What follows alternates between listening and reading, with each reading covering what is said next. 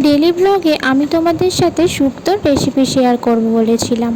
তো চলো দেখে নেওয়া যাক কী কী লাগছে আমাদের।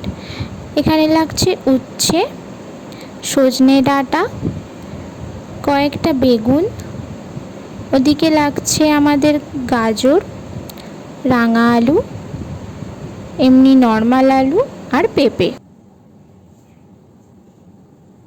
আর লাগছে বড়ি। ফোড়নের জন্য আমি ব্যবহার করেছি 5 ফোড়ন, 3-4টে তেজপাতা, 4টে কাঁচা লঙ্কা, পোস্ত আর সাদা সর্ষে বেটে নিয়েছি, আদা বেটে নিয়েছি, রাঁধুনিকে জল দিয়ে বেটে নিয়েছি, আর কয়েকটা 5 ফোড়নকে হালকা কড়াইতে নেড়ে গুঁড়ো করে নিয়েছি।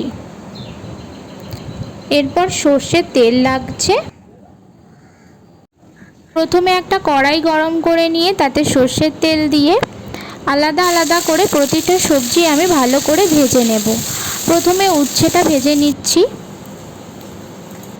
উচ্ছে ভাজার পর আবারও একটু তেল দিয়ে আমি ভালো করে বেগুনটা ভেজে নেব।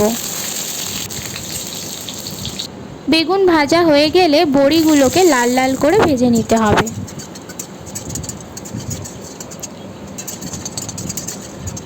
আবারও একটু কাঁচা সর্ষের তেল দিয়ে 5 ফোড়ন, তেজপাতা আর চিড়ে রাখা কাঁচা লঙ্কাগুলো আমি ফোড়ন দিয়ে দিলাম। ওই তেলেই কেটে রাখা আলুর টুকরোগুলো ভালোভাবে ভেজে নিয়ে তার সাথে গাজরের টুকরো, কেটে রাখা রাঙা আলু, পেঁপে আর সজনে ডাঁটাটা দিয়ে দেব। এরপর ভেজে রাখা উচ্ছে, বেগুন আর ভেজে রাখা বড়িটাও তার সাথে মিশিয়ে দেব। তারপর সব কিছু ভালোভাবে 2 মিনিট নাড়াচাড়া করার পর কেটে রাখা আদাটা দিয়ে দিচ্ছি, আর দিয়ে দিচ্ছি 2 চামচ নুন এবং 2 চামচ চিনি। আপনারা চাইলে স্বাদ মতো চিনি এবং নুন অ্যাড করতে পারেন। আবারও সব কিছু ভালোভাবে মিশিয়ে বেটে রাখা সর্ষে আর পোস্ত দিয়ে দিলাম। বাটিতে একটু জল দিয়ে সেই জলটাও তরকারিতে দিয়ে দিতে পারেন। এরপর একটু উষ্ণ গরম জলে আমুল দুধ গুলে আমি এখানে ওই লিকুইডটা মিশিয়ে নেব। লিকুইড দুধও আপনারা মেশাতে পারেন, তবে আমুল দুধটা দিলে শুক্তোর টেস্ট দ্বিগুণ হয়। তারপর আমি 5 মিনিটের জন্য ঢাকা দিয়ে রেখে দেব, যাতে সবজিগুলো সেদ্ধ হয়ে যায়।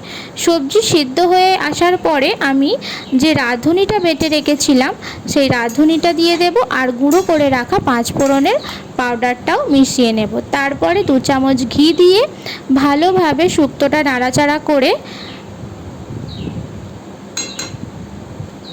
গ্যাসের ফ্লেমটা অফ করে দেব। তারপর 5 মিনিটের জন্য ঢাকা দিয়ে রেখে দেব।